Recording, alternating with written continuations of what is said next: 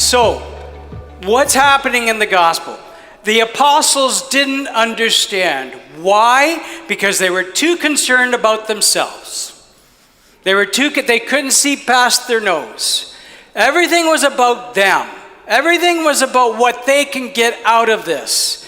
They didn't have the ability to understand what Jesus had already given to them. A new hope. Love. A love that they didn't understand before. A new life. Recognizing the charism and the gifts that God had given to them that they could use to be disciple-making disciples. They didn't recognize any of that because they were too concerned about themselves. You know, they were shut out from understanding because of their ambition. Understanding was swallowed up by their bickering. What were they bickering about?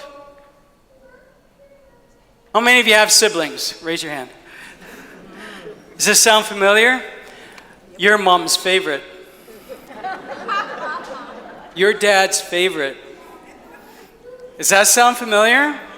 You know? Yeah. So what about you guys? Like Joe, you have siblings, right? So who's the favorite child in your family? That's a good answer. See, you're not supposed to answer that. You got it, right? You got it, right? I have a sign in my office that says, God loves you, but I'm his favorite. It always seems that we get caught up in what's in it for me. You know, and Christ is looking at this and saying, listen, guys, this is not about who's the greatest. This is not about what you can get. It's what I'm giving you and what you can give back out of gratitude. He's given them all that, and then he just finished telling them that he's going to die, he's going to get killed, and he's going to rise again in 3 days. Went right past them. You know, in one ear and out the other. And because of that, they weren't able to enter into gratitude. When Jesus said, hey, follow me, it wasn't just a physical thing of following Jesus. He wanted their hearts to follow him. He wanted everything about them to follow Jesus.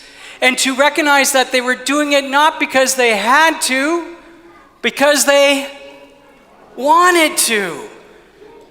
Because they want to show their gratitude for what God has given to them. And what has God given to them has yet to be revealed to them, but we know in our own lives what God has given to us.